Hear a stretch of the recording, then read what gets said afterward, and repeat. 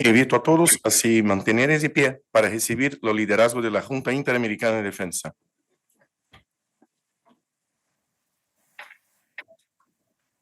Going to receive the leadership of the IADB.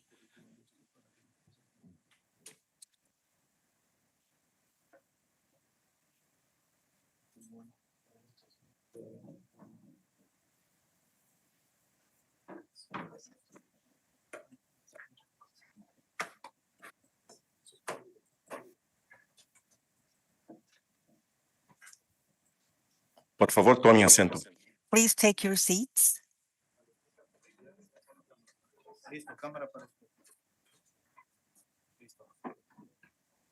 Muy buenos días a todos. Good morning. En nombre de la Junta On behalf of the Interamericana de Defensa, IADB, les damos las más cordiales we bienvenidas welcome you very al cordially seminario de to the prevención seminar y on the respuesta a prevention desastres and organizado response por la to División de disasters Apoyo organized by Civil the Institucional.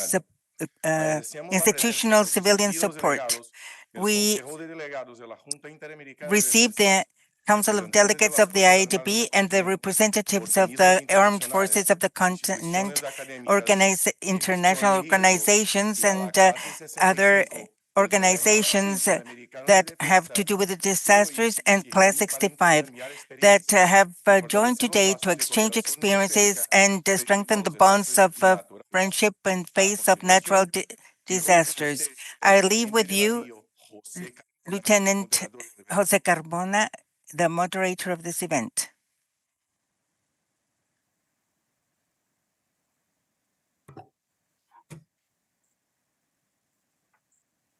Muy buenos días a todos. Good morning. Es un honor It is an acompañar honor este to importante accompany seminario this que important busca promover seminar la that seeks coordinación to civil y promote militar y el fortalecimiento civilian-military del coordination and the MECODE-CMDA, strengthening of mecanismo MECODE hemisférico CMA, desarrollado por la hemispheric Junta mechanism Interamericana de developed by the Defensa IADB para facilitar la to cooperación facilitate internacional en international situaciones de desastre. cooperation in situations of disaster.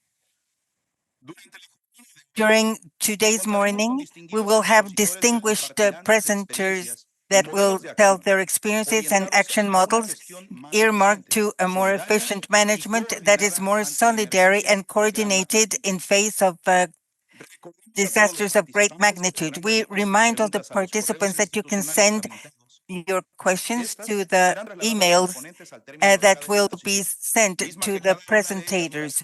And each presentation will last 25 minutes with a question and answer session of 5 minutes. To continue, we have the welcome words by Major General César Augusto Macedo Garcia, Chair of the CD of the IADB. Good morning, dear delegates and representatives of member states, colleagues, and participants online, and Class 65 of the IGC, the best class that is here present. It is an honor to give you the warmest welcoming on behalf of the IADB to this seminar on prevention and response to disasters that gathers today representatives of the armed forces and civilian institutions and academic institutions and international organizations of the world that reflects the commitment to strengthen cooperation in face of the most recurrent of all challenges, natural disasters that do not distinguish borders or hierarchies or flags. That's why the only possible response is unity, preparation, and the will to serve.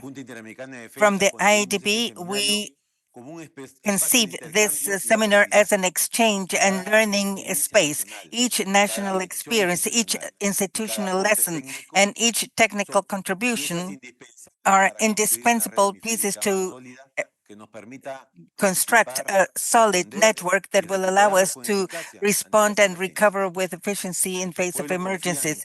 Our people trust that we will be swift and coordinated and act with humanity when adversity strikes us. So this is what honors us and unites us. Thanks to all the presentators of the organizations that accompany this morning, the United Nations Office for Humanitarian Affairs and the system of cooperation between the Armed Forces of the Americas and the World Food Program, the Senado of Brazil, and the armed forces of our member countries for their commitment with this common cause. This seminar will renew the conviction that cooperation is not a gesture but a strategy for collective survival. I invite you to take advantage of this space of reflection because every effort that is shared will strengthen the security and the hope of our nations. With these words, we open officially the seminar on the prevention and response to disasters 2025. Thank you very much and welcome.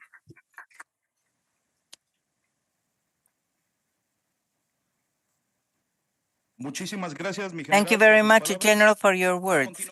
To continue, and as the first speaker, we have Colonel Jose Carlos Diaz Torres of the Army of Peru, the IADB, and he's going to talk about MECODE CMDA, the hemispheric instrument for the disastrous response.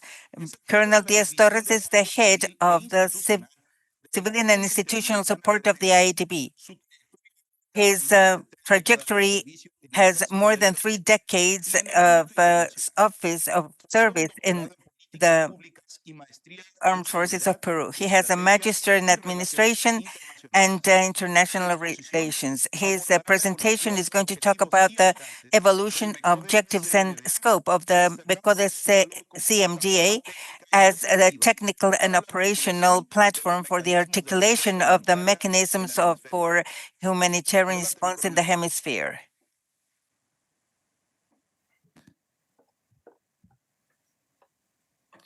Good morning to all those that accompany us online and Class 65.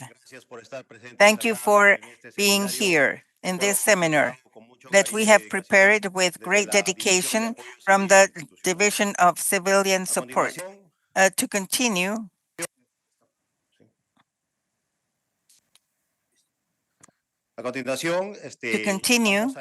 we're going to start with a presentation, and human attention has a limit.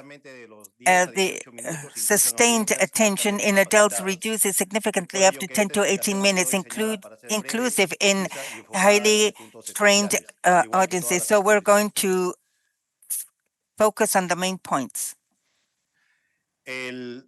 The summary that I'm going to develop is the following. The mechanism and definition and its creation, political and technical origin, how it works, the evolution of the exercises, the MECODEX exercises, and the CICODE platform developed by Brazil and the IADB, and the future of this mechanism that will be given to the ministers of defense of the Americas next year. The mechanism of cooperation in case of disasters. Well, the cooperation mechanism in case of disasters is a hemispheric system designed to strengthen the cooperation and coordination among the countries in face of disasters. It is being developed by the Inter-American Defense Board, and it will be delivered officially in July 2026 during the Conference of the Ministers of Defense in Peru. The creation, political, and technical origin.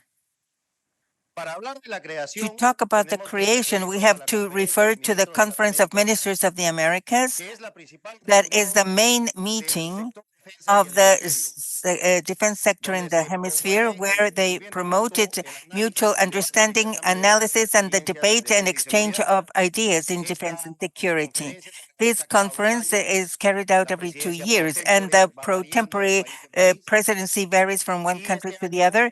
And this year, in this picture, we can see the Minister of Defense, the previous one, of the Republic of Argentina, and from Peru, where Peru receives the pro tempore presidency. This pro-tempore conference was analyzing the problems for a long time, especially the ones that has to do with disasters, because America is an area exposed to earthquakes, volcano eruptions, and hurricanes. And they found out that international assistance sometimes faces delays, duplicities, problems in interoperability among the civilian and military forces that collaborate when there is a disaster. For example, on the earthquake in 2007 in Peru, in Nazca, this region is very hot, and the assistance that arrived were coats and mattresses and medicines without the correct cold chain. So instead of providing assistance and efficient assistance to the country that is being affected, they received one more problem. This is why this conference in 2020, in the Conference of Ministers of Defense of Santiago, delegated through the organization of the OAS and then to the IADB, that is a technical organization and advisory in issues of security for the Americas, delegated the responsibility to have an operational component giving origin to the mechanism in defense.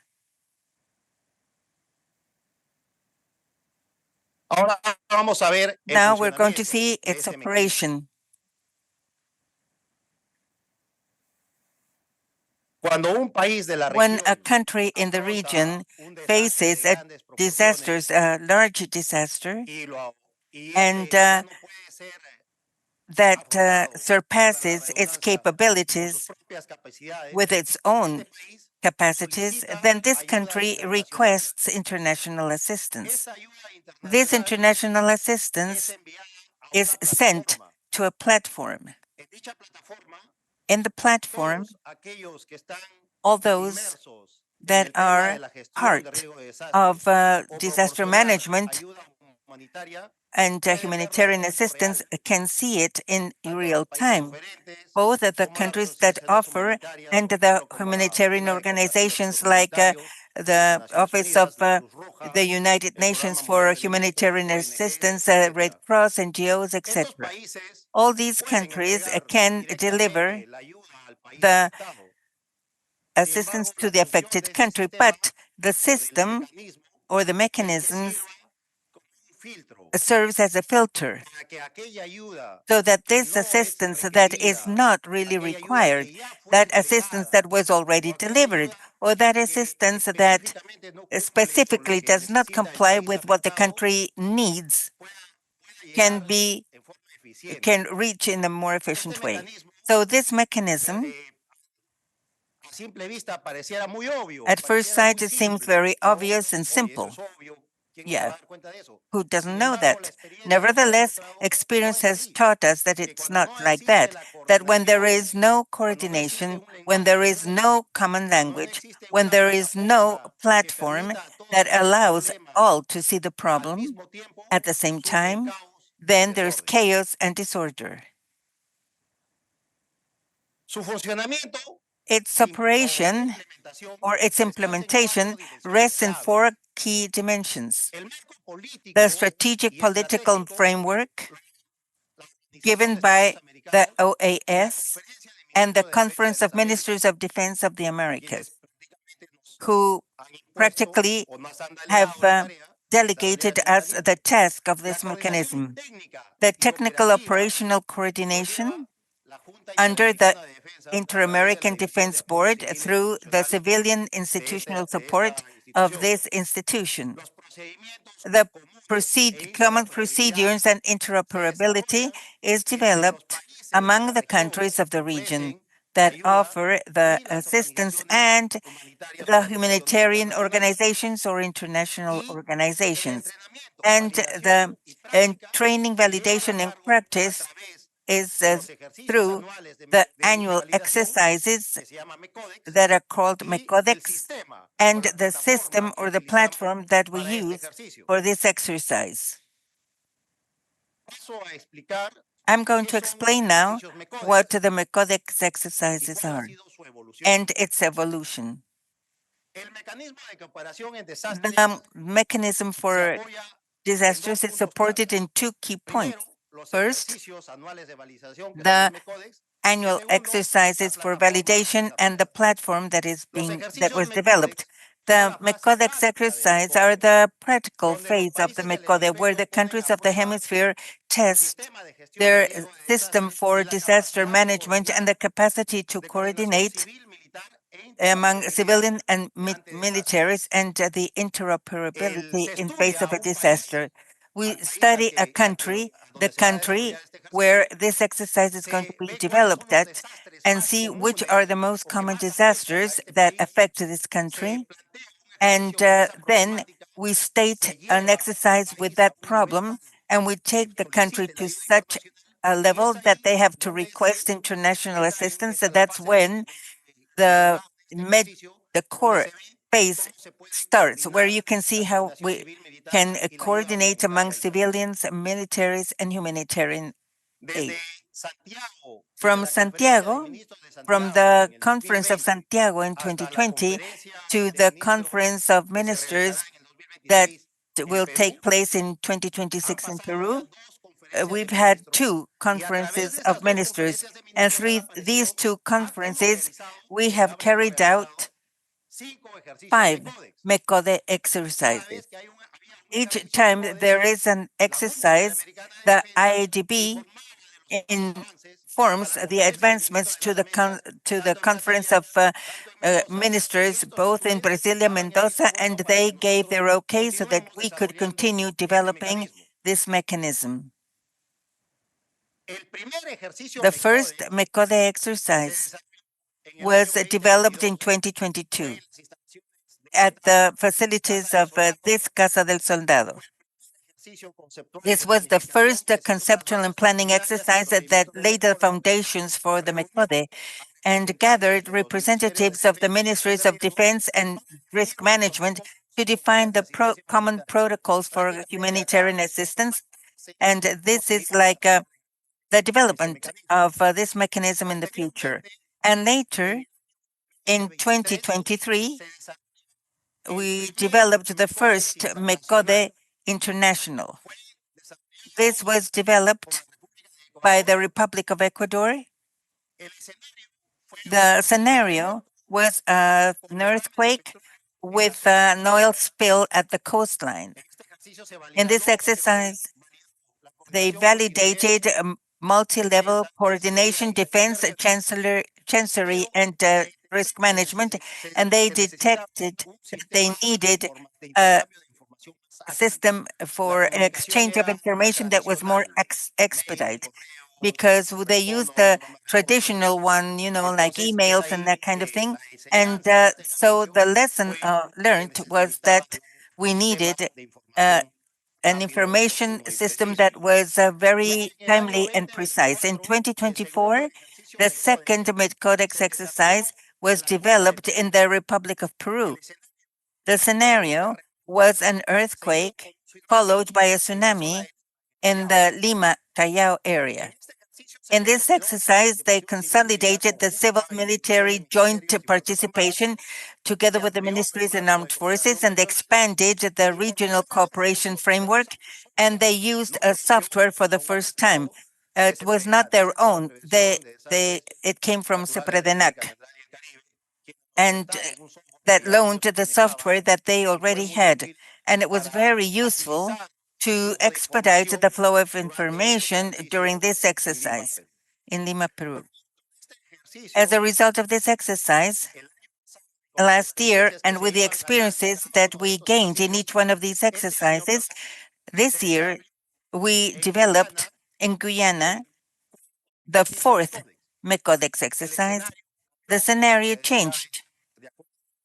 It depends on the country and the disaster that is suffered by the country or the region. This was storms and severe floods. And we used the SICODE for the first time as well. And I'm going to explain it later on. But it is a system of coordination developed by the militaries of the engineers of Brazil. And for this exercise, it allowed to integrate in operational information in real time of 15 countries and 8 international organizations in 3 languages, Portuguese, English, and Spanish. The next year, you're all invited to exercise my Codex 2026 that is going to be developed in the Federative Republic of Brazil. If you see the evolution of the MECODEX exercises from 2022 to next in 2026 in Brazil, you see that the countries have increased their participation from 7, 13 to 16, and also the international organizations. First, it was just 1 in Ecuador, then 3 in Peru, then 6 in Guyana, and now we are planning that the next MECODEX will be a total success at the Higher School of Defense of Brazil, and from the 4th to the 8th of May of 2026, and the scenario will be forest fires in the region, in the swamp region, and lack of water in the Amazon.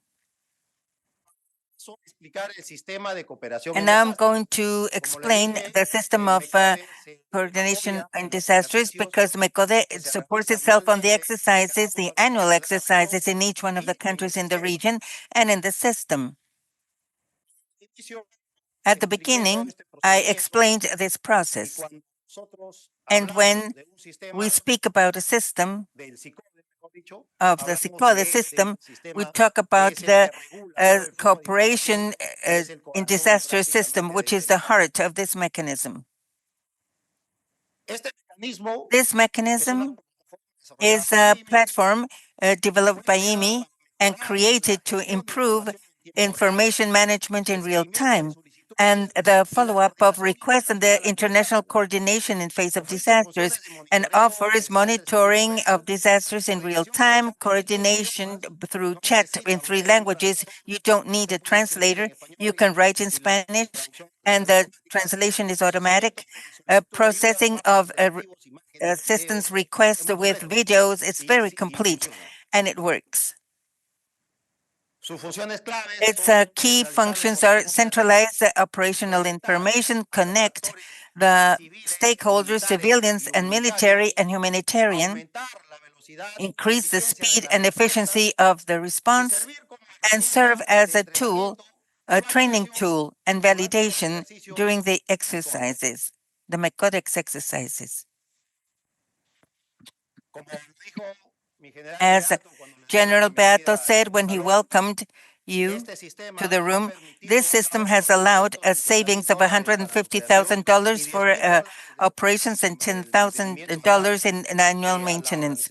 That the OAS and the Conference of Ministers didn't cost a penny to them, just their dedication and the effort of the Military Institute of Engineering in Brazil and the IADB through its institutional support. So what is the future of this mechanism? This is the timeline of the MECODEX 2026. As you can see, the delivery is going to be in July 2026, after the MECODEX exercise and before course of a civilian military humanitarian coordination of the IADB and of the UN. And this mechanism has to go to the transition of a political level. What happens? We developed the system, but as you all know, the decision makers to receive or deliver international humanitarian aid varies from country to country, and it's usually the political level that decides if they receive or delivers any aid. This is why the future of the MECODEX will depend that on these political stakeholders or decision makers will understand, support this mechanism, and guarantee its activation, its effective activation in real emergencies. On the other hand, it is necessary, and we're looking for the CICODE to have one place where to seat itself. We have been talking with Amazon and Google because once it is delivered, we need to have a place for it. And it is necessary for the IADB to continue training all the points of contact in each one of the countries through the MECODEX exercises, so that when there is an emergency, this will be easily faced. The relationship with other humanitarian assistance mechanisms, and I want to stress here that the MECODE does not replace any mechanism. There are other mechanisms like the one of United Nations or the American Air Forces and others. And so the value of this tool lies in its interoperability that can be like an operational technical bridge for any person or any region that requires or offers humanitarian assistance. And to end, this is the last chart. The future of the MECODE will depend on what we deliver in the Conference of Ministers of Defense of the America in 2026. And we are already working in a handbook, a manual that explains the MECODE, its purpose, how it is triggered, and who is part of it, what is its political basis and legal framework, and how it articulates with other international organizations, and the manual of the CICODE as well, to see the different procedures, roles, and security protocols and access. A training plan for the hemisphere to continue with the MECODEX exercises, and an evaluation and feedback that will measure the results and carry out the necessary improvements with each exercise that we develop. To continue, I want to introduce a video of the last MECODE exercise that was developed in Guyana.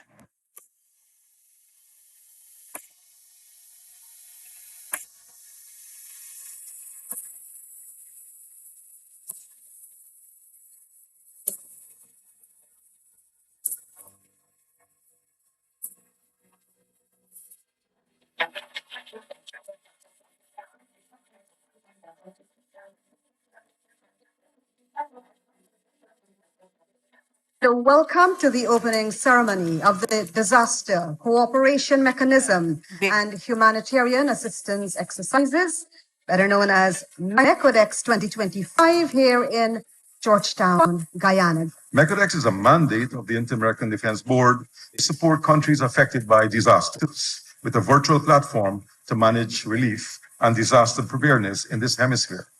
A warm Guyanese welcome to all to this historic activity that embodies civil-military cooperation and promotes regional integration among the countries of the OAS.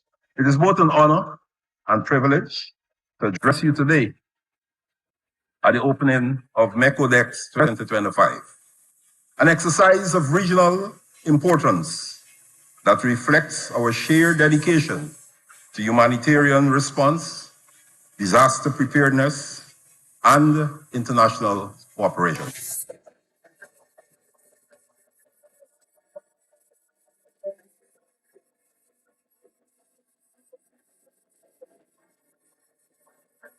Disaster cooperation mechanism aims to optimize the response and management of international resources in the face of natural or man-made disaster, supporting the effort of the affected country. With this activity, we seek to strengthen preparedness, coordination, and the joint response capacity to the major disaster in the hemisphere. Since 2016, as you can see, we've we've come to the rescue at many different types of natural disasters throughout various different countries in the region. So we're very proud of this fact that we have definitely contributed to saving lives. We've saved, infrastructure, livestock, wildlife, everything between the wildfires and earthquakes and all kind of stuff. So, and it's a collaborative effort. It's countries helping countries, air forces helping out for other air forces.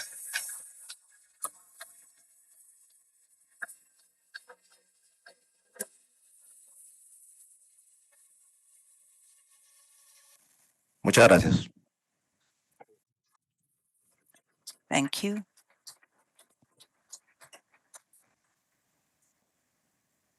Muchísimas gracias por la participación Thank de you hoy. for today's participation. According to the program, we're going to continue with the 5 minutes of questions and answers. Permiso, mi general. Buenos días, señor del liderazgo de la Junta Interamericana de Defensa. Soy el capitán de navío. I'm Captain Juan Carlos Andrade of the Republic of Ecuador and officer of the IADB. And thank you, Colonel Diaz, for your presentation. And I have a question from one of the students. The following is the question. Once approved this mechanism of cooperation in disasters by the Conference of the Ministers of Defense of the Americas, who is going to be in charge of managing and coordinating this cooperation mechanism, as well as the platform or software of the SICODE. And besides, if this SICODE or if this cooperation system can be used or employed in other action lines. Very good question. With regard to the operation of the system, it's going to lie in the institutional support system of the IADB that operates it, but that's the only thing that they do. They operate it and connect it to the decision makers because we are a technical element.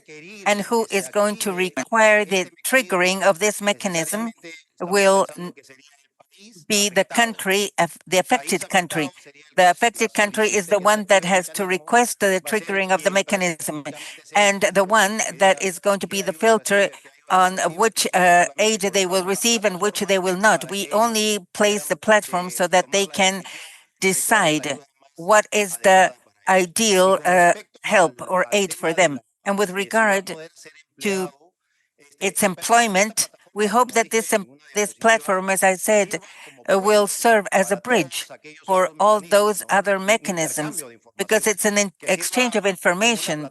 It can serve as a platform that will allow us to effectively viabilize information and not to duplicate efforts or during humanitarian assistance in a disaster of an affected country. Thank you very much.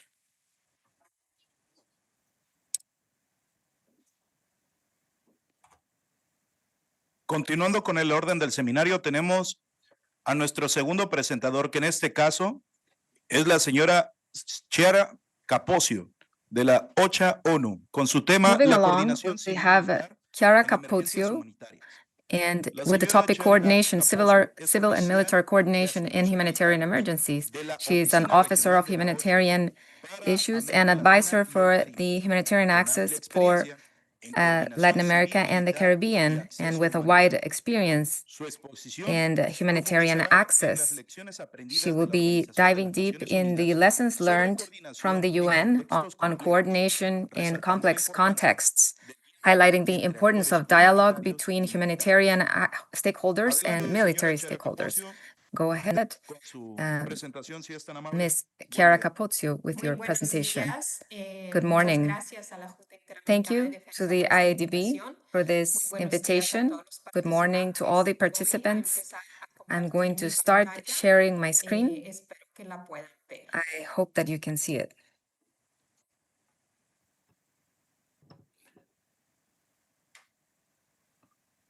Le confirmamos visual, ya solamente falta modo We confirm we presentación can para see it. continuar. We only need the presentation mode in order to continue. You can see it in presentation mode. Perfect and clear. Thank you. You may continue. So good morning again. What I want to present today is the framework of coordination between civilians and military of the United Nations, which is called UNCM Cord. And we're going to continue calling it like this during the presentation because we maintain this acronym in all the operations where we implement this coordination, the civil-military coordination. Then at the end of the presentation, I'm going to provide some additional information with regards to OCHA, which is the Office for Coordination of Humanitarian Aid in the UN, and I'm the representative in the regional office based in Panama. So what is civil and military coordination of the United Nations? This function was established in 1995. Then, after it was established, the OCHA office as the coordination of humanitarian issues, which was established in 1994 because the people who were responding to humanitarian emergencies realized that coordinating between the military was essential in the response to disasters and emergency. So during big emergencies, they saw that the first respondents and the deployment of assistance from the countries that wanted to support an affected state what happened through military resources. So it was essential to guarantee a good coordination among civilians and military that were deployed for the humanitarian response. And also during that time, the number of missions for maintenance of peace of the United Nations was increasing, and they required a coordination with the civil part and with the humanitarian organizations that were implementing activities in a country where there was a peace mission. So OCHA was in charge of representing the humanitarian community in that dialogue between the military forces and of establishing a framework so that coordination happened in accordance with the principles and in an organized manner. So therefore, we established a definition of the civil and military coordination. And this coordination is a dialogue that needs to be established between different stakeholders, which could be humanitarian organizations and military forces, with the purpose of exchanging information, essential information, promoting and protecting the humanitarian principles that guide the humanitarian operations. And also, as was said in the previous presentation, to minimize inconsistency and competition. Sometimes in an emergency, there's a lot of assistance, there's a lot of personnel, and not necessarily everything is addressed to the needs, or sometimes resources are not what we asked for. So we need to facilitate this dialogue so that we can provide whatever is necessary and that we can deploy wherever there is a need, and as much as possible to pursue a common objective. What are the humanitarian principles, which are the basis of this concept of humanitarian, civil, and military coordination? We do a lot of emphasis in these principles because it is basic that in this dialogue we can understand the mandate from non-humanitarian stakeholders, but as humanitarian we can generate an understanding among the civil forces and military forces and other organizations that are keeping the same mandate as to what is our framework and why at some times we cannot be associated with the military forces, but we are still coordinating and having a dialogue with them. The first one is the humanity principle. As humanitarian organizations, our sole objective is to relieve the human suffering, respecting the dignity, the culture, and the life and health of people that we take care of. Then the neutrality principle. As humanitarian organizations, we don't take part in the controversies of any nature, be it political, military, social, racial. So, for example, this is like in a conflict, we as humanitarian organizations do not want to be partial with a specific part of the conflict, but we request to have access to all the populations that are affected, independent of their side in the conflict. We want to reach all the population that is in crisis in order to provide assistance and to save lives. We are organizations that are impartial. We provide assistance based on the need. We are not prioritizing or discriminating based on political views or social or religious views, but we evaluate the needs of the population in an independent manner. And whoever has the most urgent need or is in a condition of vulnerability will be prioritized in order to receive assistance. And we have to operate in conditions of independence. We cannot be neutrals or impartials if we're receiving pressure, political pressure, or military or religious pressure or any other type. Or, for example, when we get to an affected country or a community and maybe a stakeholder that's controlling that community, a community leader or a mayor or any other authority tells us, oh, this is the list of people that you need to take care of, or these are the people that need to receive assistance first, or you can only move in certain areas of the country. This is a pressure that is against our independence, and when we're not independent, we cannot guarantee neutrality or impartiality because we cannot say that we are taking care of the population based on their needs.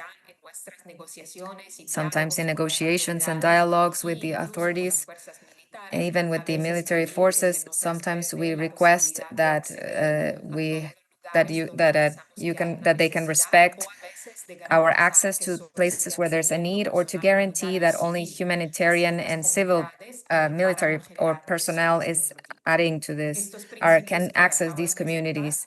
So these principles that I just mentioned are mentioned in the Resolution 4682 of the General Assembly of the United Nations, and they are incorporated in the codes of conduct of all the organizations, the humanitarian organizations. So something that we have in common, be it United Nations, Red Cross, NGOs, as other humanitarian organizations, we are guided by these principles. What are the key elements of humanitarian, civil, and military coordination? It's this dialogue that I mentioned. First of all, the exchange of information. We cannot establish a dialogue if we're not exchanging information. And also we have to identify what type of information we want to exchange with the military forces, and what the military forces can also exchange with us. We all have different protocols in order to handle information. There's information that the military forces may consider as classified and that they cannot share with us. And us also as humanitarians, we need to learn how to respect these type of contexts, these types of protocols, and to find a moment of exchange or a space for exchange that respects our mandate, but also the mandate of the military forces and the protocols that they had established. The division of tasks, for example, there's tasks where the military clearly have an advantage compared to us. For example, in the recent case of the Melissa hurricane, military forces were deployed based on the region, and the military forces of Jamaica, clearly the military forces have the resources, the logistic resources that are much more powerful than what we have as humanitarians. The possibility of taking humanitarian aid in ships or having helicopters arrive to the affected areas, of removing debris, and all these tasks are tasks that the military can do in a very fast and professional way whenever there's a disaster, and they can really help to save lives, and they can help the humanitarian aid to arrive. So we have to understand what the comparative advantages are, and to divide and split the tasks based on the resources and the possibility of taking care of the situation faster. Then also to do a joint planning, not in all humanitarian situations are we going to be able to have a joint plan with the military forces? It depends if that puts in risk the humanitarian principles that I just mentioned or not. If it is a natural disaster or in a peaceful situation, it is easier to have a joint plan.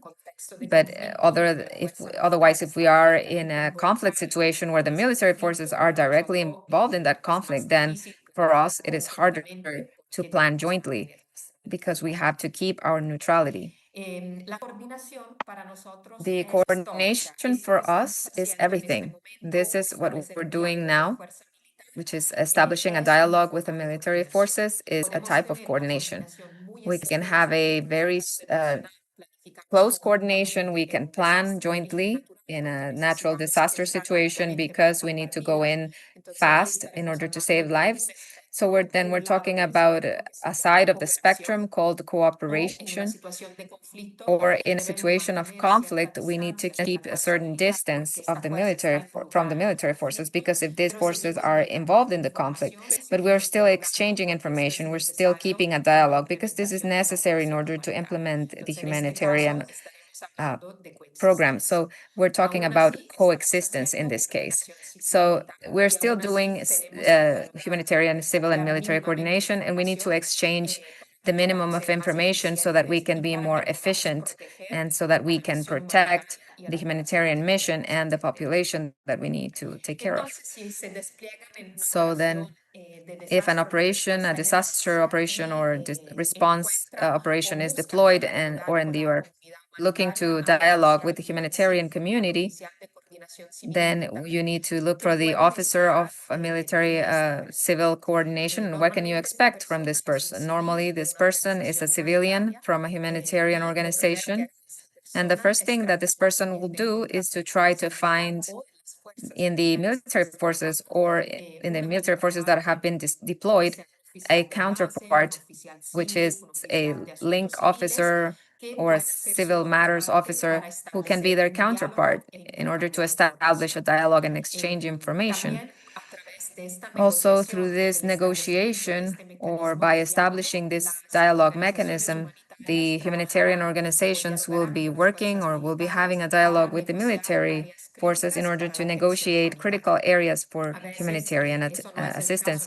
Sometimes that's not the case for a disaster response, but in conflict situations, for example, to have a dialogue with the military forces has an objective to establish humanitarian corridors or days in order to suspend hostilities so that the humanitarian aid can get to the places, or civil evacuation in some areas.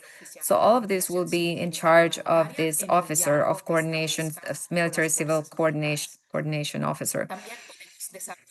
Also, we can develop jointly with the military forces the protocols, ad hoc protocols for emergency situations.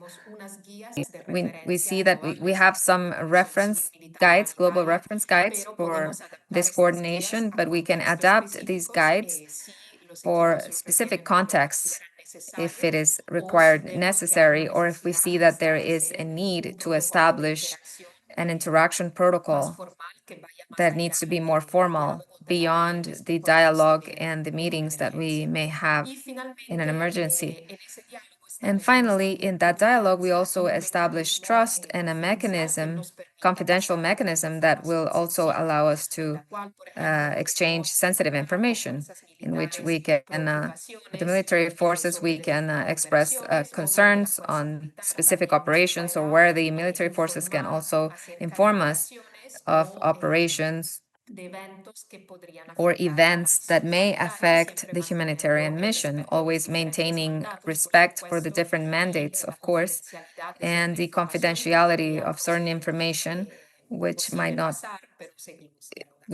not be possible to exchange otherwise, but we can exchange it. So these are the norms and the guidelines. They are available in the OCHA webpage and can be downloaded from the internet if you're interested.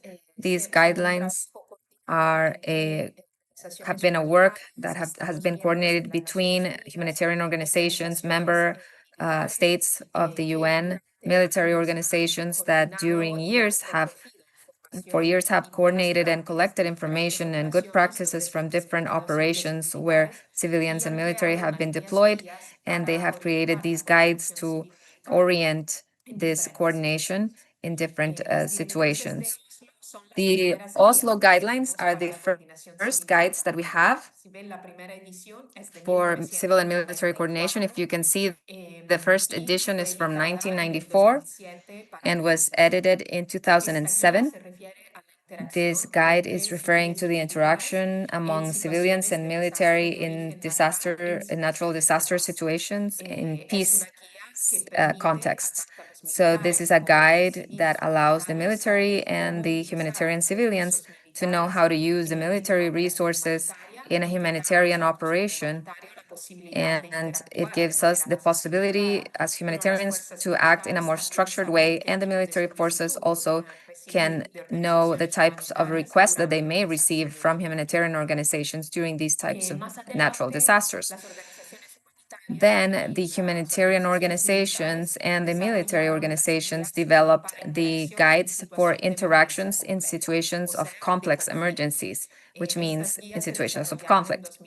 These guides were developed in 2003 and were reviewed in 2006. These guides are insisting a lot more in the need of protecting the neutrality, the impartiality of the humanitarian mission when this coordination is happening in conflict situations where the military forces, including a peace mission from the UN, is directly involved in the hostility or has a political mandate. So in that case, it can be associated with specific conflict or political topics, which may put the humanitarian mission in risk. Even if this is so, we have to coordinate, and these guides give us the possibility of doing it in a structured way. Also, other guides were prepared for the use of armed escorts for humanitarian guides. Whenever there is conditions where we have this dilemma of using, we have these guides for good practices also. So all of these guides, they provide humanitarian guide. The first one is direct intervention, for example, the delivery of food, clothes, hygiene products, health systems for the population affected. They recommend that this function is done by humanitarian organizations, and they recommend that the military functions in disasters are centered in direct assistance and support to infrastructure. So all of those spaces where, as I was saying previously, the military forces that have been deployed have the resources and the capability that the humanitarian organizations don't. The transportation, the rehabilitation of bridges and roads, the use of helicopters, the operation of airports, etc. So all of the guides include the main references, which I'm going to describe briefly. So for us as humanitarian organizations, the use of military resources will always be a last resource option. This means that there are no civil alternatives and that our capabilities really don't allow us to get to an affected population without the use of a military resource. We will always try to avoid depending on these resources because these resources are very expensive, and also because the military resource may not be available for a long time. Usually the military forces are deployed in the crisis or the peak of the disaster, but they also leave very fast. However, we may continue for months or years in the area, and we cannot condition our operation based on this resource because the country may need to deploy this resource for something else.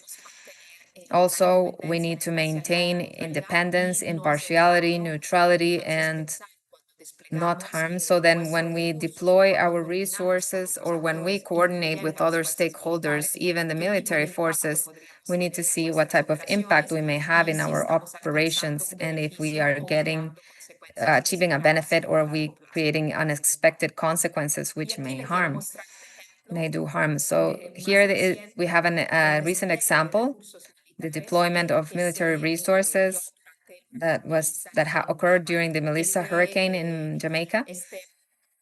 This infograph was done together with PMA, and we're going to listen later to our colleague from PMA with regards to this civil-military coordination, which was a true ally in this coordination, civil-military coordination. The resources shown here, where are the resources deployed during the Melissa hurricane, and these were basic in order to reach the population that was affected, and they were also essential in order to get quickly to areas where the civil resources could not get to because the roads were interrupted, because the area was flooded and we couldn't identify the needs, how much population was still trapped. And thanks to the military resources, it was possible to do these emergency operations.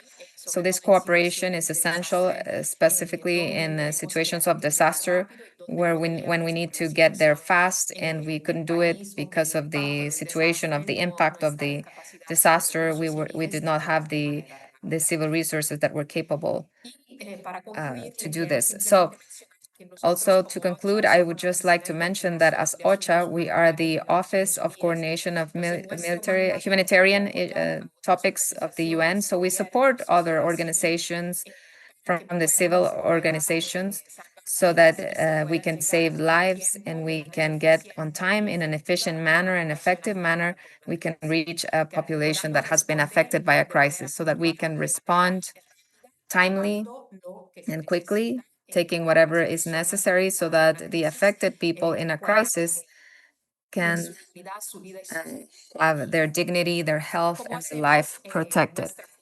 So how do we carry out our function? Through coordination, the military and civilian coordination, which is an aspect of our coordination function. We also do coordination on humanitarian policies, response plans, common response plans, dialogue with all the stakeholders, governments, civil society, local organizations, other agencies from the UN in order to reach the affected population in a more effective manner. Also, we also do influence for the population, advocacy for the population. Also, you have seen that sometimes the coordinator in an emergency, which is the global chief of OCHA, they talk to the Security Council or in the media about the crisis, about Gaza, about Myanmar. So whenever there is a situation where the civil population is suffering due to the consequences of a crisis, OCHA speaks in the name of these people, asking for protection and assistance and moving resources in order to take care of this crisis. We do information products, for example, the one that you just saw, with the systematizing of the military resources that were used in Hurricane Melissa, but we also do other types of infographics. For example, in an emergency situation, there's a lot of information floating around, and we try to organize the information so that it is useful for the responders of a crisis, so that they know where to focus, what has been done, and what is missing, so that the assistance can get there in a timely manner. And also we support with the transportation of resources and the handling of humanitarian funds that allow the humanitarian organizations to respond or to initiate a response with funds dedicated to the emergency in case these funds come from other donors. So this concludes my intervention. Thank you for your attention today. And if you have any questions, I'm available. Thank you very much. Thank you, Ms. Chiara Capozio. We're going to start the first phase of question and answers. We have here Commander Cruz, which will be addressing the first question for you. Thank you very much, Chiara. In the name of the IADB, We're very thankful for your presentation. We have the following question from Mr. Tenant Colonel Echeverria Lopez from the Army of Peru, a student of the IADC. The question is the following. We will have two questions in one. What elements does OCHA consider to be essential to strengthen the civil and military preparation prior to a big disaster? And where does the coordination usually fail in practice, and how to avoid repeating those errors? Thank you very much. That's a very good question. For example, in times like these, it is essential to start the dialogue, to have the information that allows us to work better during an emergency. As OCHA, we also promote the implementation of trainings, military and civilian trainings. We're always conditioned because we depend on the availability of the resource to have these courses. The military and civil responders from all the regions. We did one in El Salvador in 2023, more focused in Central America, one in the Dominican Republic at the beginning of 2025, which was addressed to the entire region. So we hope to get the resources to do another course also in 2026. And in these trainings are essential because they allow us to join together the military and civilians in order to build trust and to understand each other better. Because truly in the emergencies, when we find again the people that have already taken the course, we know what to expect. And we have a certain type of trust that allows us to respond better. So the trainings, the joint preparation, to have it, be it online or in person, these are essential. And we are very thankful for today's opportunity. When we organize seminars or webinars, we always want to invite the military forces of the region so that we can have these opportunities for exchange. Where do we fail? Even though we have protocols, we have exchanges, we have joint trainings, not always the protocols are being used as such during the emergency. Sometimes the disaster is overcoming the expectations, and then we find ourselves with an exceptional challenge, or we need to readapt on the way. Or in some cases, especially on the first days of the emergencies, there's a lot of chaos. A lot of organizations come in. Some organizations come that have been created precisely just for this disaster, so they don't have the preparation. They don't have the understanding, or we don't know these organizations, and we need to have some time in order to establish a more organized framework for coordination. Even so, we invite dialogue as soon as possible during the emergency, and that we have lessons learned exercises so that we can address these challenges that we find again, and so that we can do it better in the next emergency. Thank you. Thank you for your responses. The next question is from Tenant Colonel Jaime Mayorga from the Army of Ecuador, student of the IADC. In the case of the participation of two or more military forces from different countries, how is this coordination established in the operations area, and who is leading this mechanism within the United Nations? Thank you. The affected country is in charge of the response in their territory.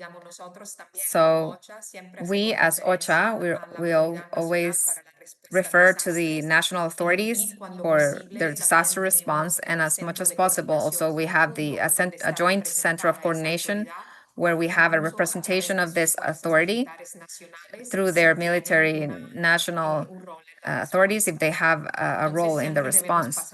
So we also need to go through this framework or through the coordination with the affected state which is in charge of the entire response.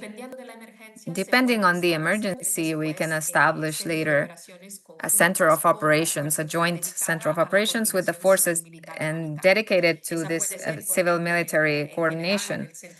This can happen in the coordination center that they have for all humanitarian responses, to have a space dedicated for humanitarian, civil, and military coordination, where different linking officers from the operations join with this OCHA officer and the officer of the humanitarian, civil, and military officer from the PMA. So all of these organizations who have linking officers, they are meeting together with their counterparts.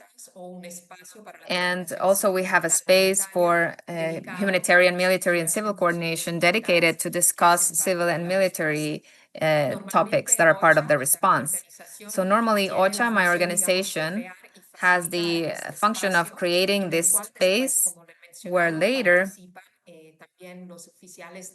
the liaison officials participate from the different organizations, the military or civil organizations, and they also discuss topics that are more related with their mandates, logistics topics, food transportation topics, health, campaign hospitals, etc. But my organization as OCHA would have the role of facilitating this space to establish the framework and to coordinate the possibility that this dialogue occurs, more sectorial dialogue. Thank you for your responses.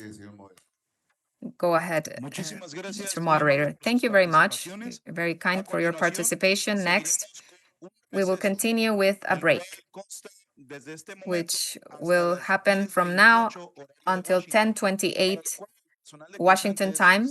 So for the personnel in present, please stay standing up while the officers come out. Thank you.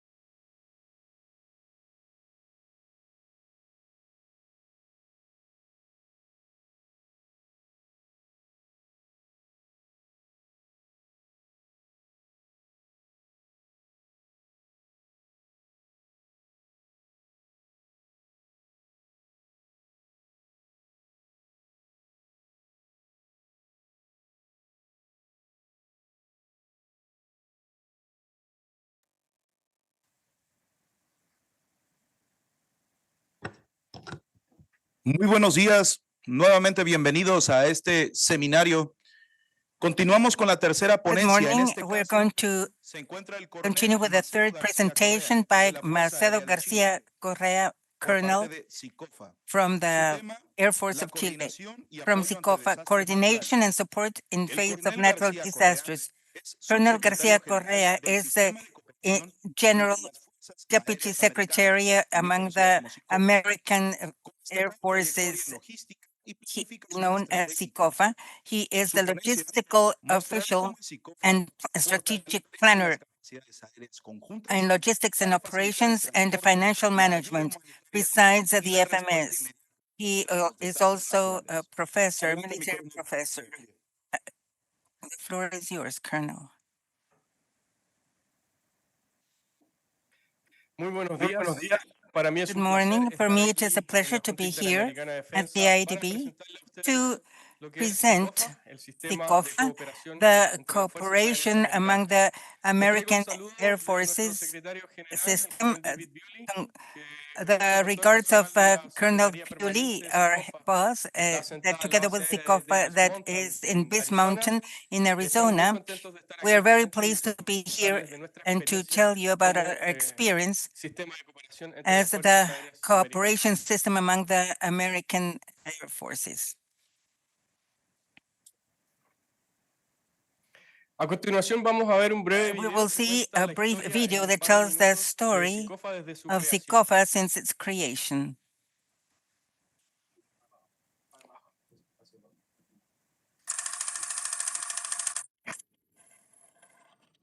En 1961, In en la 1961, base aérea de at the air Randolph, base of Texas, Randolph, Texas, tuvo lugar un encuentro a histórico historical encounter bajo el occurred liderazgo under del the general leadership of General Thomas D. White, jefe del Estado head Mayor of de the la Chief of Fuerza Staff Aérea of de the los Air Force Estados of the Unidos. United States, Se convocó la primera who called the conferencia de first los jefes de las conference of the Fuerzas Aéreas heads of the Americanas. American Air Su visión Forces. era clara: His vision was clear: fortalecer la to strengthen cooperación militar military en las Américas cooperation y in the Americas contrarrestar and la creciente counteract the influencia del growing comunismo influence of en el communism hemisferio in the occidental. Western Hemisphere. Año tras año, Year los after year, jefes del aire del the continente heads of the americano air of the American continuaron continent reuniéndose, continue compartiendo meeting, ideas, sharing discutiendo ideas and desafíos discussing comunes common challenges and proposing areas of collaboration like search and rescue, medical evacuation, medvac, and training.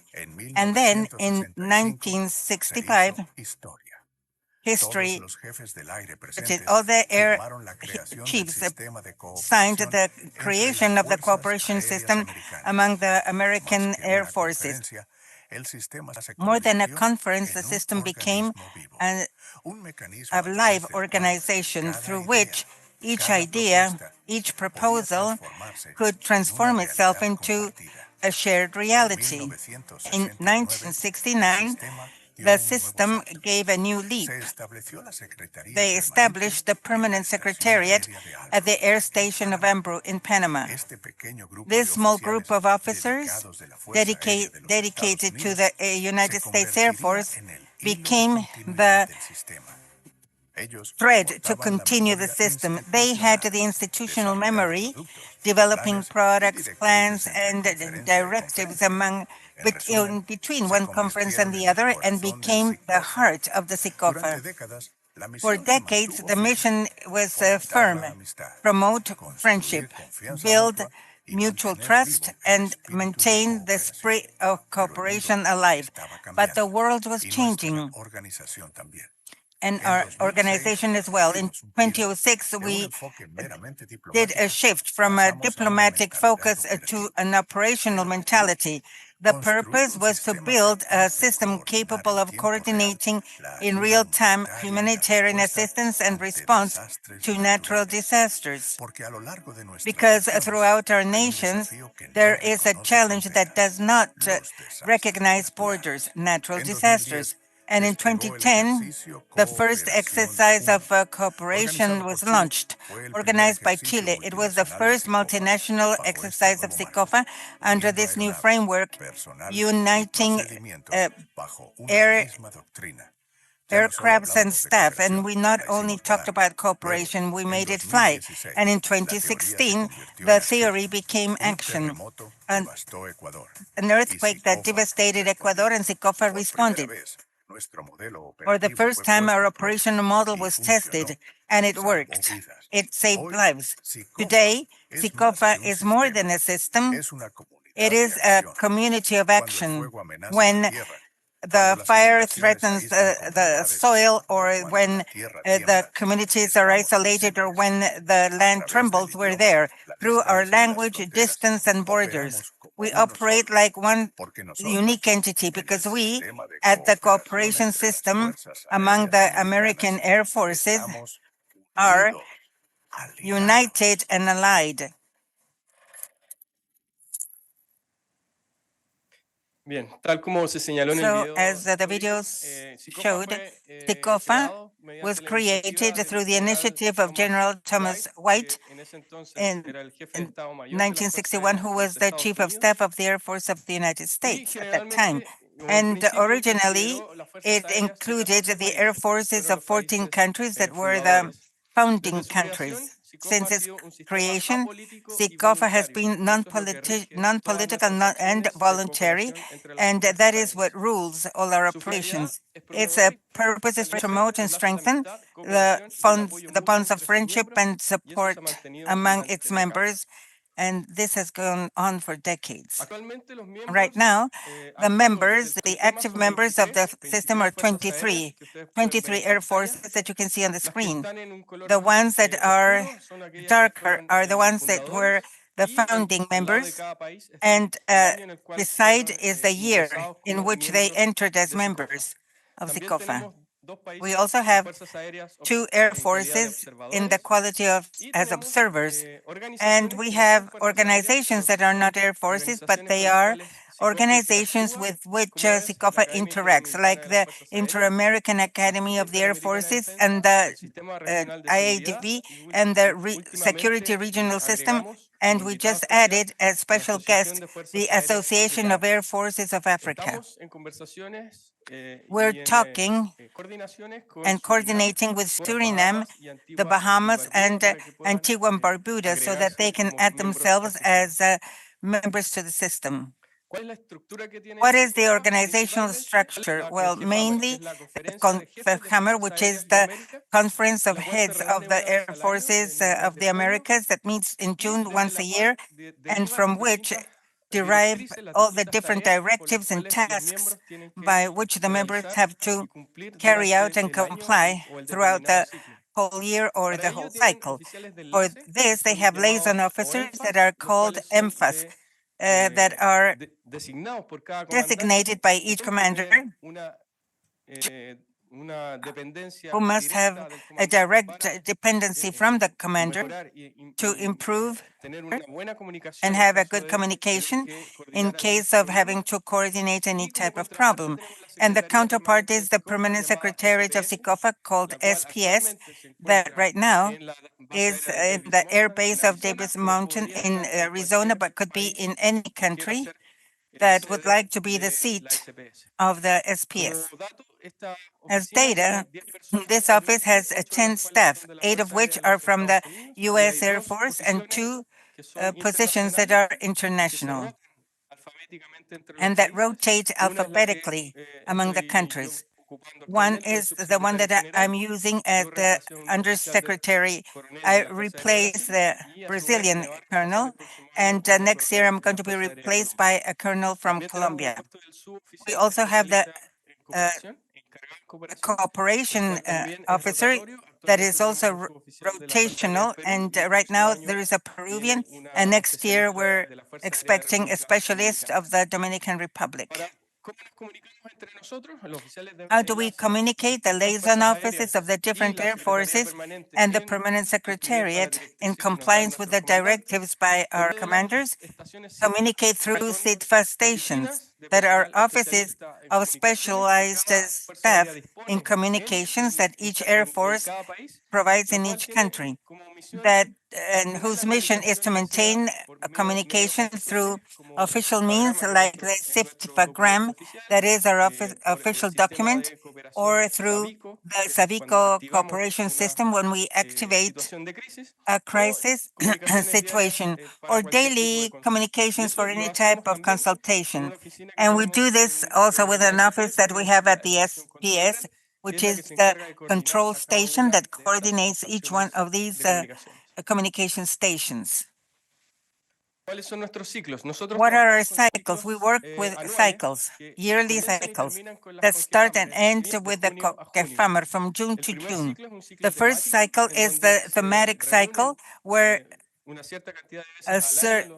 the member countries meet several times a year and discuss and analyze the different topics that have been approved by the commanders. That can be logistics, flight security, operations, etc.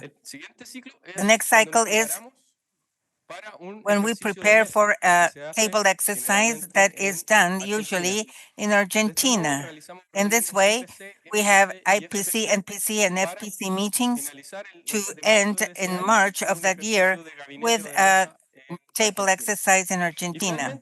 And finally, the third cycle is the field cycle, where we prepare ourselves, as we did with the table exercise, for a real exercise. That is the one that we're living right now. We just finished the real exercise, the preparation of the real exercise for March 2026 in Brazil. And we're coordinating the participation of air means and staff to simulate a catastrophe that is of forest fires. This is an example of the cycles that we're going through right now. It started the CONFEHAMMER in Asunción, Paraguay, and then we had the committee in Panama, then the committee and then in Montevideo, and then we're going to have the exercise in Campo Grande, Brazil. Then we have a planning and coordination meeting where we agree on all the topics for the next CONFEHAMMER. So that is one cycle. And we have a training workshop for the specialists of the different stations. And each one of the seats that are here on the donde screen, los países se ofrecen where the como countries anfitriones a offer sus tareas themselves as humanitarias hosts, are y se voluntary, planifican con una and they anticipación de plan, 4 años they're planned aproximadamente. 4 years Por lo ahead of tanto, time. la próxima CONGEFAMER Therefore, the se va next a abrir CONGEFAMER, we're going to esta open misma esquema this para que same los comandantes scheme puedan so that the ofrecerse nuevamente commanders para can ser offer sedes their de las countries to be actividades que seats vamos a hacer of the el año activities that are going to 2029. be carried out in 2029. Los ejercicios que hemos The realizado, como se exercises señaló en el to video, date, desde as the video Cooperación 1 del showed, año from 2010, Co-op 1 in como ustedes 2010, lo vieron, es un as you saw, año ejercicio real is y al a real ciclo siguiente un exercise, ejercicio de then mesa next table real y de mesa, exercise, y así and then real intercaladamente. real Podemos table. destacar que And la I Cooperación 1 can siempre se ha highlight that realizado en Mendoza, the en table Argentina, ya exercise que has always amablemente taken la Fuerza place in Aérea Argentina Mendoza, se Argentina, ofreció because the Air Force of voluntariamente para ser Argentina sede volunteered to be the de seat nuestro ejercicio of our de mesa.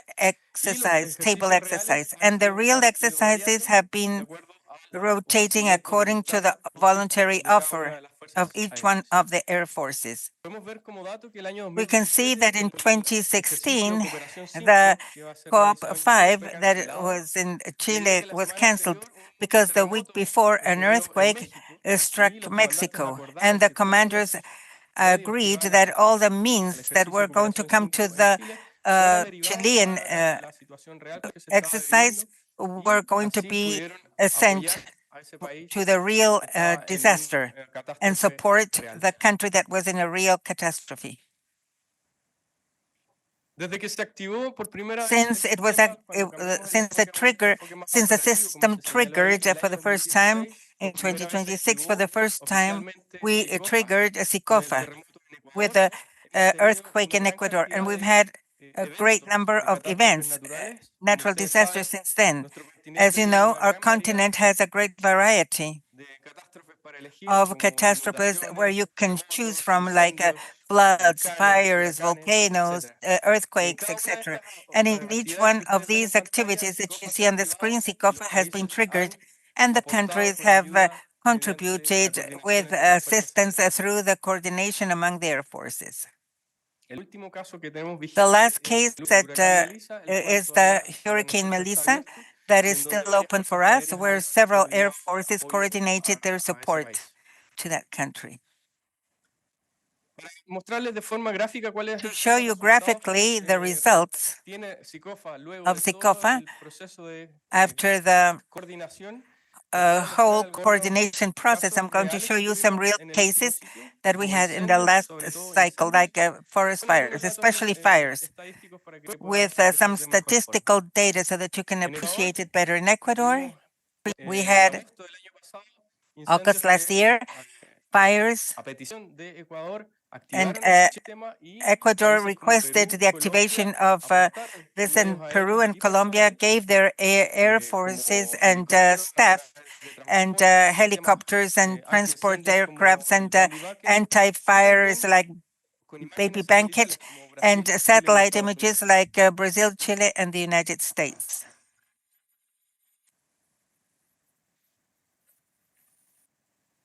Una imagen vale más An que image mil is palabras, worth así que more ahí than a tenemos algunos thousand ejemplos de words. esas So here are operaciones. some examples of these operations.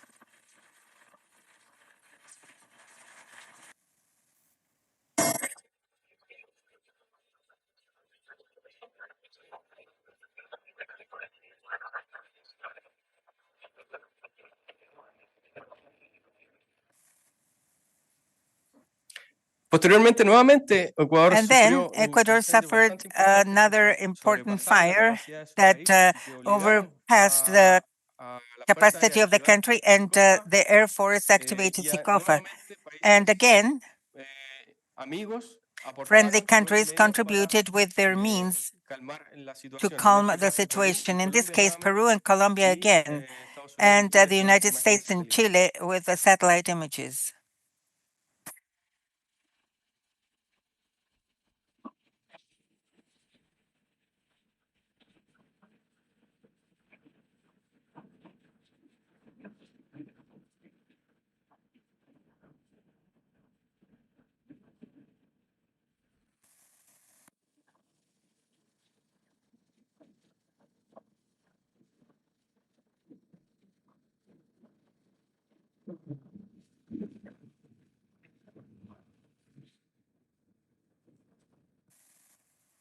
Posteriormente, en Paraguay Later, también in activaron el Paraguay, sistema they en el mes de activated the system septiembre. in Ahí September.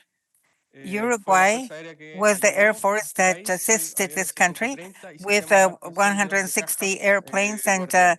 the Además de Guardian Perú, que boxes, aportó and con besides imágenes Peru, satelitales. that also provided satellite images. Este es un video preparado por la This Fuerza is a Aérea video Paraguay prepared by con the la Air ayuda Force of que le Paraguay aportó Uruguay. with the assistance of Uruguay. Preparations for the air mission, the combat air mission for fires by a C-130 airplane from the Uruguayan Air Force.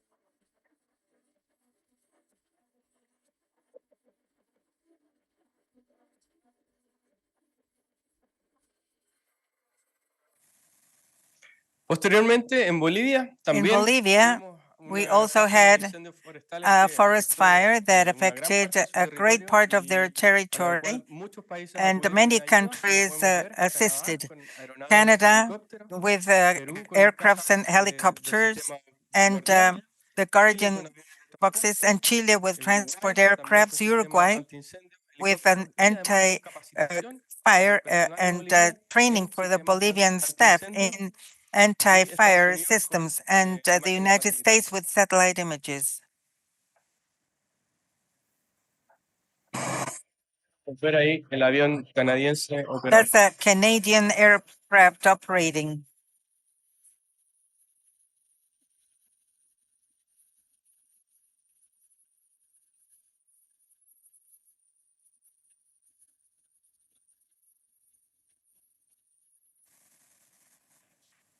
También, como ustedes saben, hay algunas As catástrofes you know, que there's some catastrophes that can be pueden ser anticipadas, como huracanes, anticipated, otras que like a no, como los hurricane, and terremotos. some others En este not, caso, para like el huracán earthquakes. Milton de octubre The del año Milton pasado, se hurricane, abrió una October unidad last year, SICOFA opened a con fines de SICOFA case monitoreo. to Finalmente, monitor, por suerte, and no finally, llegó a mayores y no the tuvimos que hurricane activar was not so important, ningún and we tipo de didn't have ayuda. to Pero sí, activate or siempre trigger any mantenemos el assistance, monitoreo de but la we are situación, always la monitoring cual the situation. cada uno de los And oficiales de each one of enlace nos está the informando liaison cómo officers va la inform us situación. about the situation. Finalmente, And a finally, principios de este año en at the Estados beginning Unidos, of como this todos year in the United pudieron States, haber visto, as you en all saw, California hubo in California, there was incendios forestales que a afectaron una forest fire gran that affected superficie y gran a cantidad de great personas. area and many También people. And personal de las fuerzas also aéreas staff of the Air Force, miembros como Canadá y México participaron like en Canada and ayuda Mexico, a Estados participated, Unidos. assisting the United States.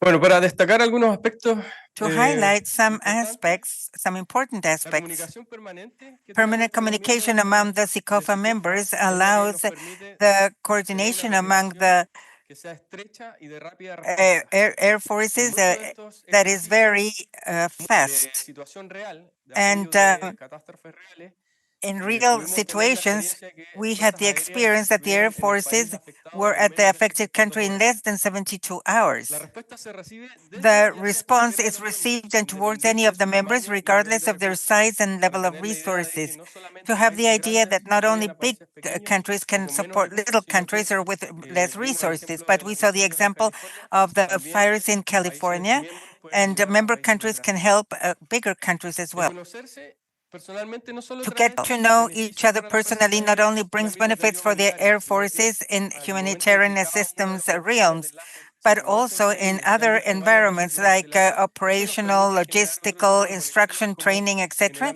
that allows to improve different capacities. And finally, we can define and establish, according to what has been said by the affected countries, that the permanent work of the members of SICOFA allows to affirm that it constitutes a direct contribution to save lives in an emergency. That has been proven already.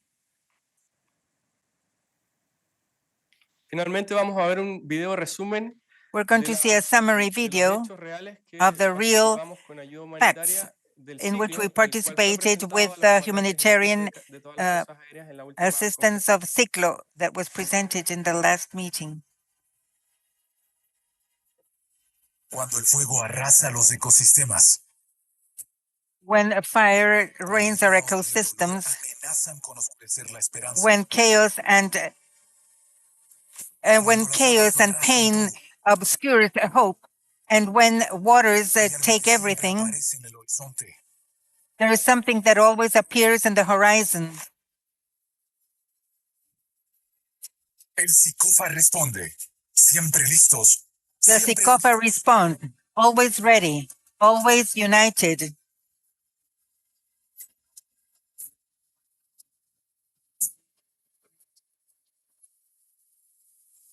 Porque cuando un país hermano lo necesita, no hay fronteras. Because when one brother country needs it, there are no borders, no distances, only commitment, cooperation, and will.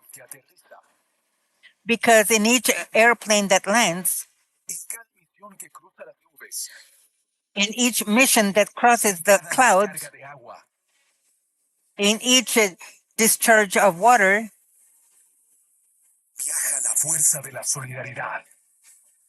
the force of solidarity travels. The courage of those who have wings and the spirit of the air forces of the Americas. Preparation is constant. That's why we carry out operational exercises to plan strategies to improve response time when our member countries need it. Because the SICOFA has joined our nations at air and land. Together, we have shown that solidarity does not have borders. SICOFA, allied and united. These are the links and the web page, our email and video. And the video is also in English, Spanish, and Portuguese. If you have questions.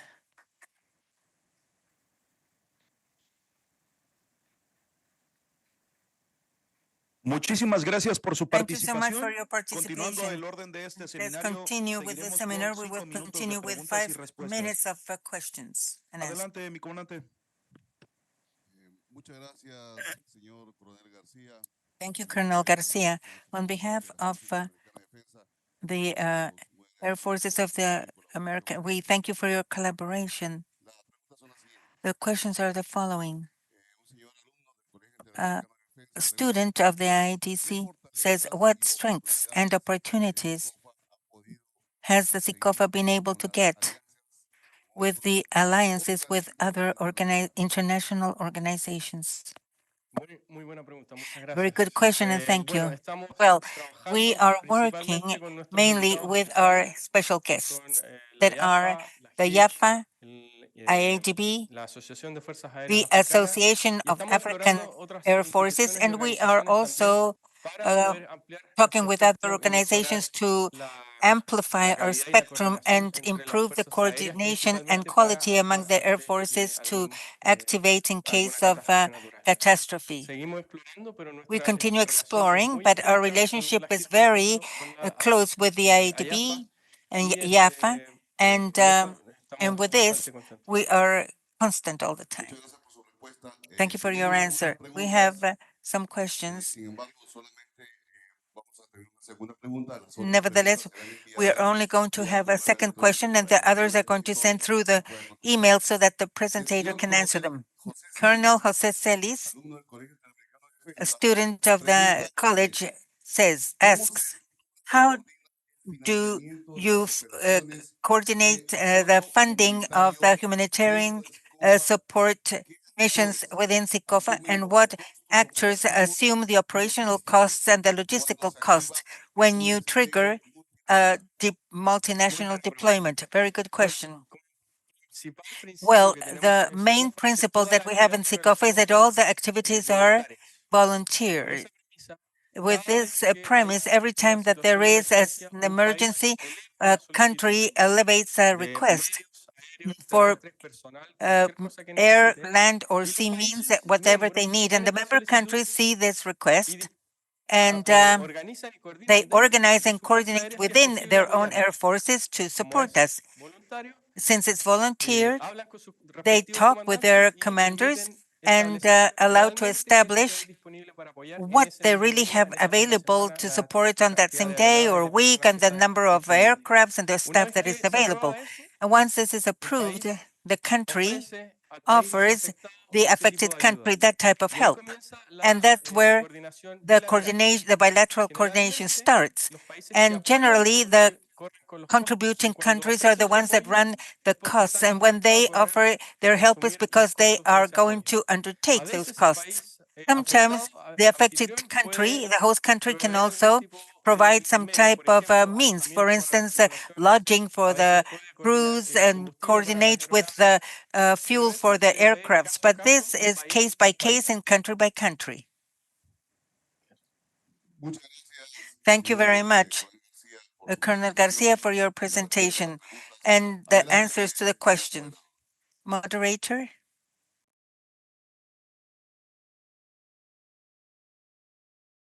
Muchísimas gracias a todos.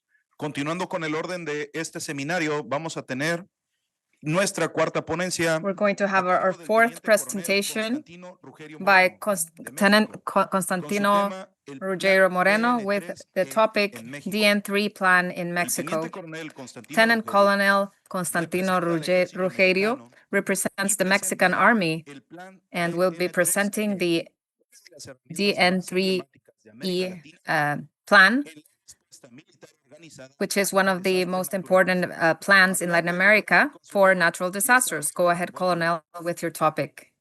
Good morning. Good morning to all.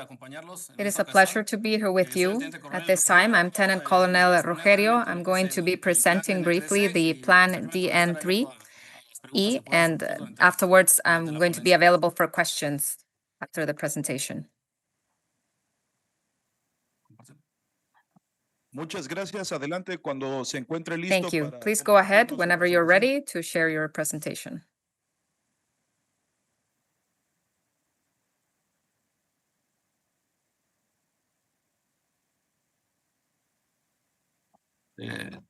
Ya la tenemos a la vista en modo presentación. We're visualizing it now in presentation mode. Please go on. Perfect.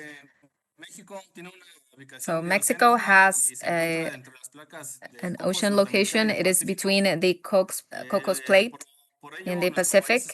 So our country is subjected to a specific perturbing phenomena. Some of them are cyclical and some of them are infrequent, but some of them represent a big risk in disasters.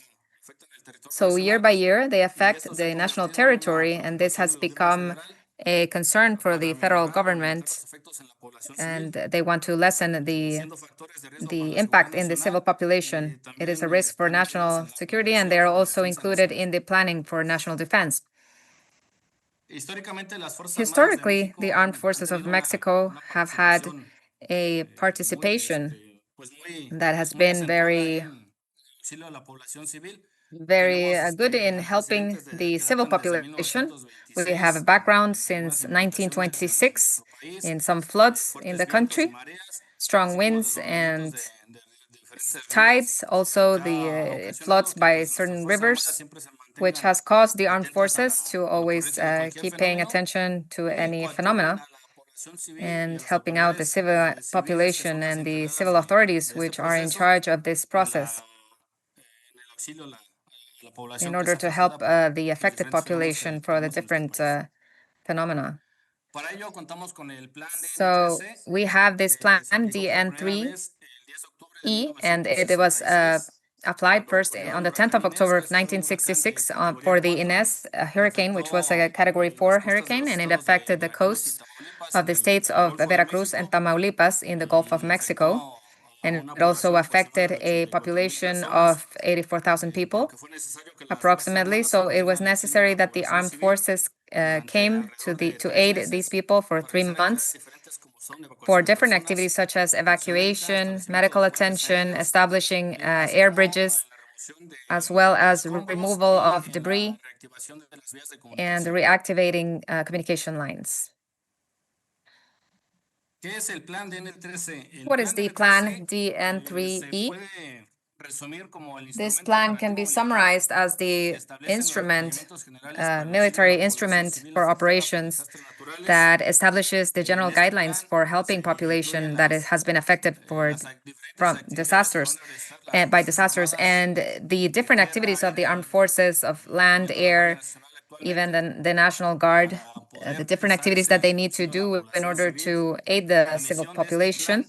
So the mission of this plan is to provide help, immediate help to the civil population in case of disasters in any part of the national territory by deploying human resources and material resources in coordination with the organisms of the civil protection system, where the armed forces are also part of, in order to guarantee the attention to the needs originated by the different disasters and to help the national effort in order to preserve life, the goods, and the ecological environment. In the presentation, we can see some of the activities that we've done in the last applications of the plan DN3E. And as I mentioned at the beginning, we have some phenomena which are cyclical, such as hurricanes and fires, and others which are not so frequent, such as earthquakes, as my colleague already mentioned, from SICOFA. So in 2007, we received help, and that's where also the DN3 was applied. So this plan handles 3 different phases: a prevention plan, a health plan, and a recovery plan. The name of the plan, DN3E, is derived from the national planning, which in 1966 was Annex 3, had Annex 3 and Annex E. And by familiarity, people are referring to it by this name. Right now we have Plan DN8, but just because for people's reference, we're just keeping the name of the plan DN3E, and it is well known here in Mexico and even in other parts of the world for being the main plan that is applied by the armed forces in Mexico. Within the different phases of planning, we keep a training on civil protection. Also, we are keeping the risk atlas updated so that we can know what type of areas can be affected by the different phenomena that we have. Also, we alert the civil population. We keep a constant monitoring of these tropical systems as well as winter systems. We do the review of plans and guidelines so that we can counteract and also help immediately in case a phenomena occurs. And also, we do a permanent recognition of means of communication so that we can act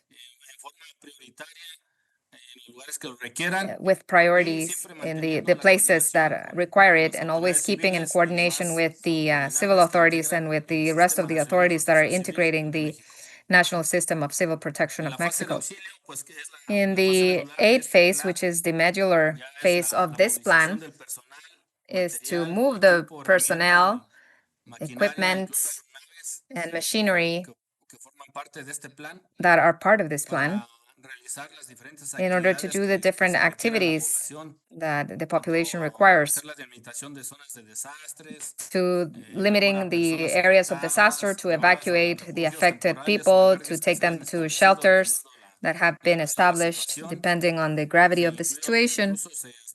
Even air bridges are established, which are useful to transport food, evacuate people, and do different activities that allow to guarantee the security and the life of the people. Also, during this phase, there is a coordination with the civil population, with the coordinators that are going to be leading the activities that are going to be carried out, and how each of the organizations that are integrating this system of national civil protection are going to carry out their tasks in order to safekeep the life of people. We do rescue of disappeared people, also removal of debris, reactivation of communication lines, and other several activities depending on the phenomena that is being presented, and that is how we can adapt the activities that will be carried out. So during the recovery phase, here in this phase, it is understood that the situation or the emergency has reached minor levels. However, we're still doing the delivery of resources and items for the population. So population, sometimes they lose their goods, they are left without food, there are certain restrictions, so we're trying to minimize this part by delivering them different equipment or food. Also, we clear out the means of communication. The military personnel doesn't leave the areas until the responsibility is delivered completely to the local authorities and the situation has been controlled in 100%. For the application of this plan, DN3E, we have a reaction force called Support Force for Disaster Cases. So this force has been organized since the year 2000. It has been changing its name since then, but the mission is maintained. This force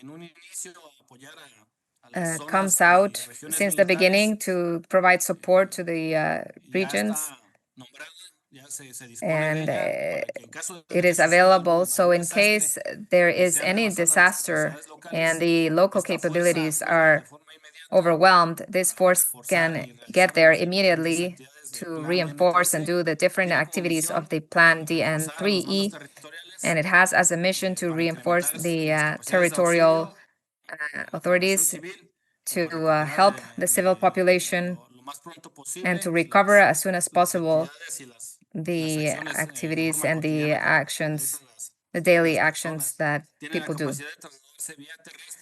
So they can transport themselves through land or air. I'm going to show you the way how it's organized. This force is activated by the National Defense Secretary in order to provide support to any state of the Republic, and also it provides humanitarian aid in other countries with which Mexico has relations. As part of this reaction force, we also have 7 battalions of combat engineers, and they are located strategically in the areas that we have identified where there's bigger probabilities of being affected by a national phenomena. So these units have specialized personnel, operators of machinery, and also they have water purification machines and other tools that help us perform all the different activities in order to clear out the means of communication and to reestablish the normal situation of the civil population. Mainly, it does activities such as demolition of structures, clearing out of means of communication,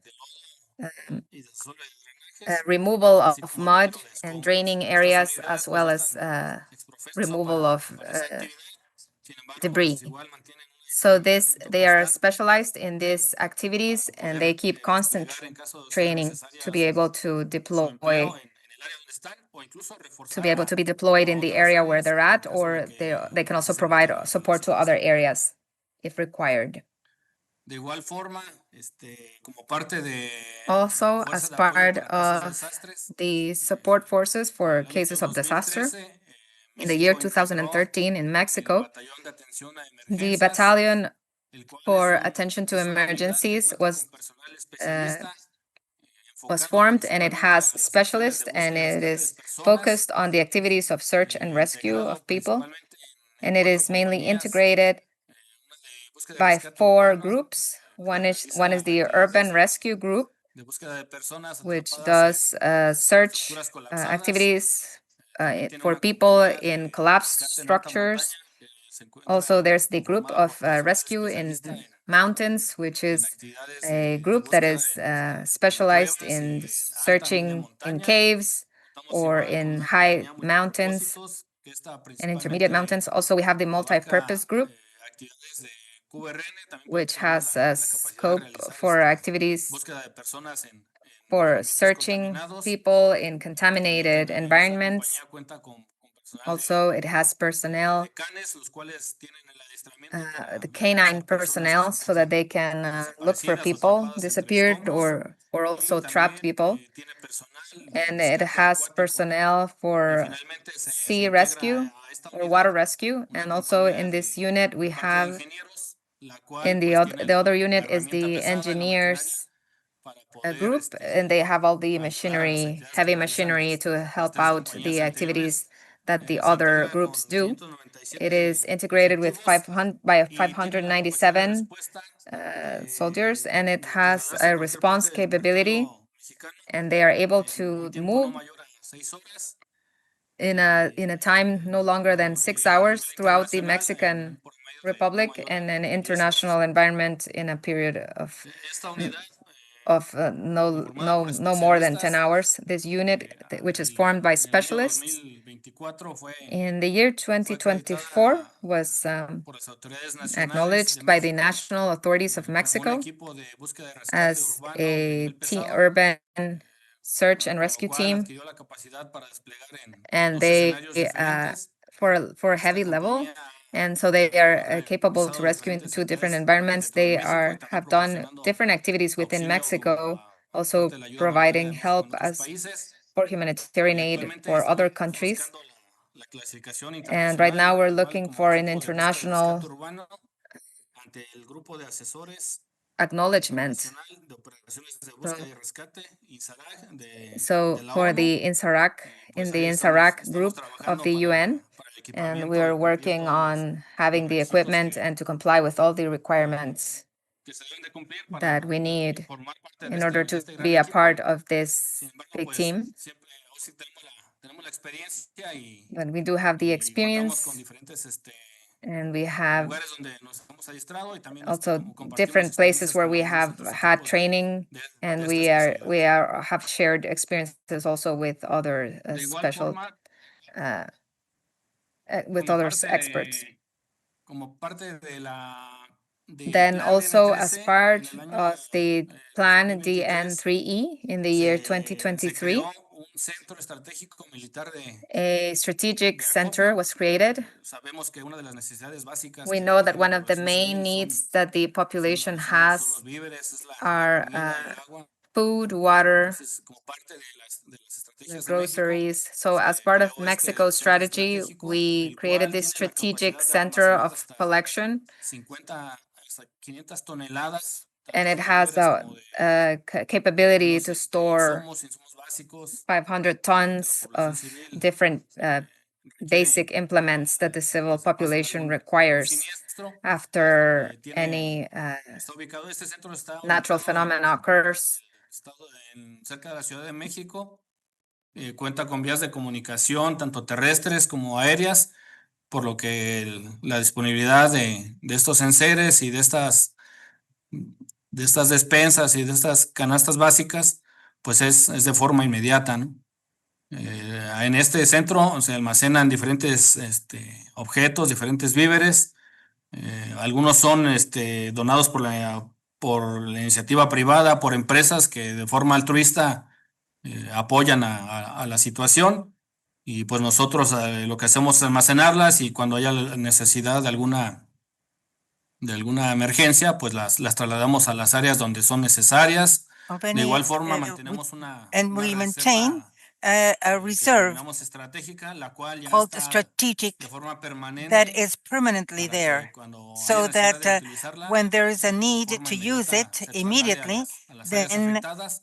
we take it to the affected Esta areas, reserva and this está reserve de is forma permanente se emplea y permanently así como se employed. emplea, se vuelve And a adquirir y ya se mantiene ahí en espera de que it's just there waiting, waiting until there is an accident or todas estas actividades pues son an emergency. And all these activities empleadas durante la are aplicación employed del plan de N3C, during the como 3C de plans ayuda as well as the humanitaria humanitarian que assistance, participa México a nivel where internacional. Mexico Y de participates igual at the forma contamos international con level. And 5 we also have centros 5 bastante avanzados, hubs, que es principalmente a advanced donde se hubs, dirige that esta ayuda, where we send ubicada en the algunos estados de aquí de la aid, República Mexicana, la including cual some of the están states of the orientados hacia lugares Mexican donde Republic, and then they're sent históricamente y to estadísticamente the se places afectan where mayormente historically and los fenómenos. statistically these phenomena strike us more.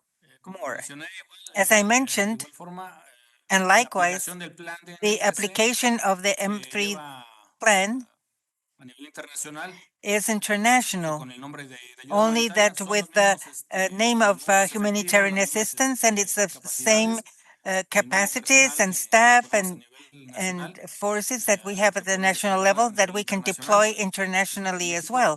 pues, In por la Mexico, participación que ha tenido con due to the diferentes participation países, that it has had in different countries, tiene un has registro que desde a record that 1996 since ha participado 1996, en it has 96 ocasiones, participated in prestando 96 ayuda a occasions, 30 rendering países hermanos assistance to 30 afectados por countries diferentes affected tipos by different types de of fenómenos. phenomena. And De forma personal, personally, fue asistir a la ayuda I humanitaria desde el incendio assisted in the ocurridos fires en enero de este año en January California, this year en that el condado de took Los place in Ángeles, aquí en Estados Los Unidos. Angeles, California, the Ahí US. estuvimos participando And we con participated parte there del equipo de with búsqueda part y of rescate the del Batallón de search and Atención a rescue Emergencias. and the emergency battalion. A continuación les voy a mostrar un video de And algunas de las actividades que you will hicimos see allá some prestando ayuda video, some of the mediante la activities that activación we de carried ayuda out during humanitaria our bajo humanitarian el esquema assistance del plan de mission N3C. under the N3 scheme.